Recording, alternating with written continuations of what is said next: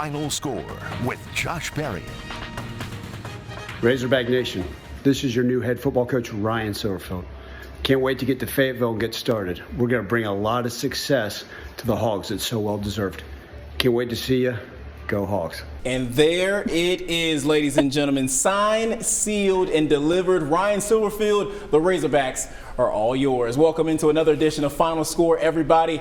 I'm Josh Berrian, and the all-hog knower, better known as Fox 16 Sports Director Courtney Mims, is joining us tonight in studio for the big news. And Courtney, given what was reported earlier last week and all the buzz surrounding Alex Golesh, this was a surprising turn in the coaching carousel of college football. Your thoughts on this hire? Yeah, I think it is a big surprise because many of us thought that they were very close to getting a deal done with Alex Golesh. But you know what, Josh? I tweeted this out, and it held true. We all know that nothing's done until the pen hits the paper. And so now with Golesh going to Auburn and Eric Morris going to Oklahoma State, the Hogs really had to pivot. And pivot they did to Memphis's Ryan Silverfield, who, hey, I mean, we all remember the Hogs did get beat by Memphis and Ryan Silverfield's squad earlier this year. And at that point, I do remember, Josh, Hog fans, they were kind of joking around saying, hey, okay, Coach Pittman gets beat by Ryan Silverfield. Maybe we should get Ryan Silverfield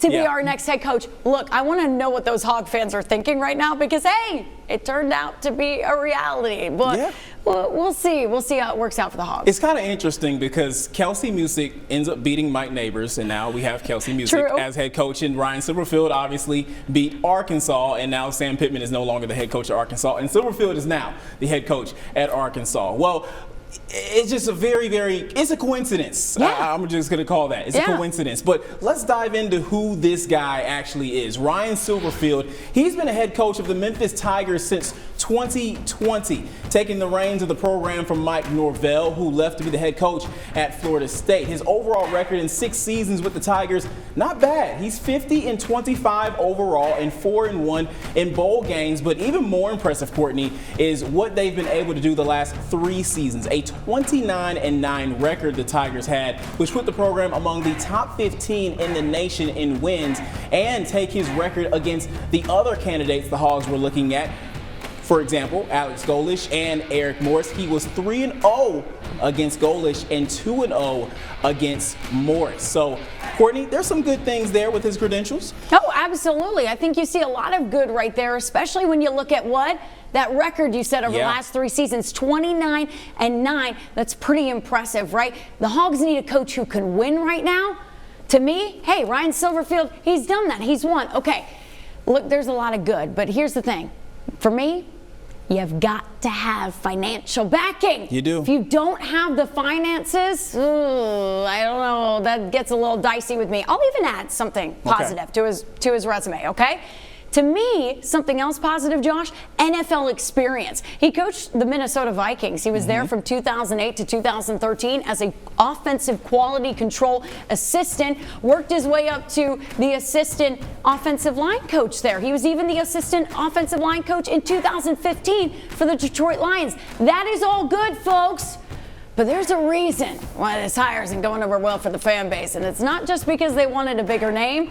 There's some Memphis fans who are pretty excited he's leaving. That's where I'm going to get into the not-so-great parts of his resume, Josh. And turn the TV off if you don't want to hear me right now. Turn it off, okay?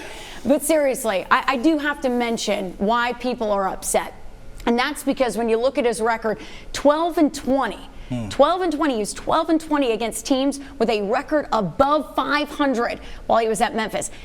That record, not so great when you look at on the road against those teams that were above 500. 3-12. And look, I look at that overall record and I go, man, he must have been to some conference championship games. 6 seasons, right? Right. You look at 2023, they went 10-3.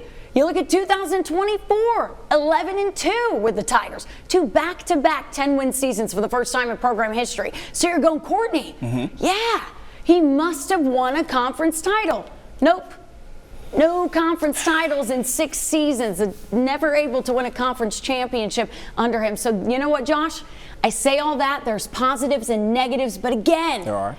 I think this is a better hire. I think this is an upgrade from Sam Pittman, but there's going to be an uphill battle when you talk about winning over this fan base right now. Yeah, right now, and especially on social media, things are positive in terms of former players and coaches who know Silverfield, but it is not going so well up on the hill. Right now, it's gotten so bad, Courtney, that there was a scheduled protest outside the Jones Center on campus today calling for Hunter Yurichek's job. About 25 or so brave souls were out there braving the cold, holding signs and organized chants while cars honked in support of their disapproval of the hire. Others will get behind the new head coach.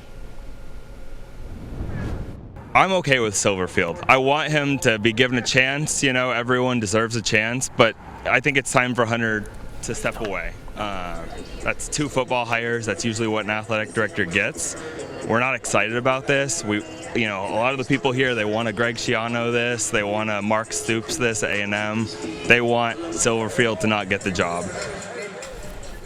And look, I mean, there's obviously going to be some flack for the hire, no matter who it is. But I feel like just going back to your credentials and what he hasn't done, with those 10-win seasons, it's tough. It's a tough sell, especially again when you were getting the fan base hyped. Again, that initial report again, until somebody. Here's my thing: you can have sources. Yeah. I know, Courtney. I know you have a lot of sources being here in Arkansas a long time, but until I see pen to paper, like we saw up here on this graph, I'm not going to believe anything. And also, in those moments, it can kind of ruin your chances of getting a head coach, because a lot of head coaches, John Calipari being one of them, he did not like the fact that news came out before it was officially announced that he was Arkansas's new head basketball coach. So it's a tough sell with Ryan Silverfield. He's been great.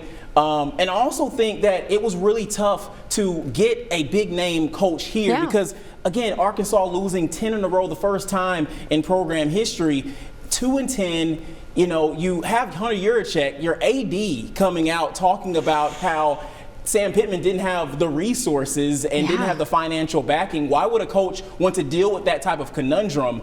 I'm just saying, if I'm a big name head coach, I'm looking elsewhere, at least putting Arkansas, applying for the job, maybe going in to see what they can do, kind of like James Franklin, but at the same time putting pressure on another team that I really want to go for, and kind of putting pressure there so you can get more money at another spot. So that's probably what most of the big name coaches were doing as it relates to Arkansas. I agree 100%, and I think that's something that has to be looked at when you talk about the fan base being upset over Ryan Silverfield. Well, it's like, if you struck out on some other big names, it's not like they're not going out there and trying. Right. That there are fan bases all around the country that feel that way right now. Go look at Florida. Getting Summerall. There are fans that don't like that there. They thought, it's Lane Kiffin or bust, right? Yep. But you have to think about this. Who are you realistically going to get? And until the situation of the entire program gets better, you're not going to hire a top-tier Power 4 head coach right now. That's just my opinion. No, you're not. And as you can see behind, we have all the teams here on the board in the SEC. It wasn't just Arkansas. They were not the only SEC squad introducing a new head coach today. Oh, no, it was 5 head coaches were hired this morning. A lot of movement. Lane Kiffin, finally, the saga is over. The saga is over. I feel like I'm on an episode of The Bachelor. The Bachelor. It was who the final rose is going to, right? I'm trying to tell you. He went to LSU. Alex Golish, who the Hogs really wanted, he ended up going to Auburn. John Summerall, once again, Courtney just mentioned, to her alma mater at Florida. And Pete Golding, the defensive coordinator at Ole Miss, he levels up, and he is now the Ole Miss head coach. And, of course, Silverfield at Arkansas. So a lot of moving parts, this coaching carousel. This is a lot. And we're not done yet, right? We have a lot coming up this week. If you're following along with us with the coaching search, on Thursday, the introductory press conference is going to be taking place on the Hill for their new head coach in Ryan Silverfield. We're going to be covering that press conference at 1, and then they have a fan excitement, whatever you want to call it, what's the word I'm looking for? Pep rally. Thank you. A pep rally. There you go. They're doing that at 5 o'clock that evening. We'll be covering it all, so make sure you tune in with us to check out that. That sounds so great. Courtney, thank you so much for joining us tonight.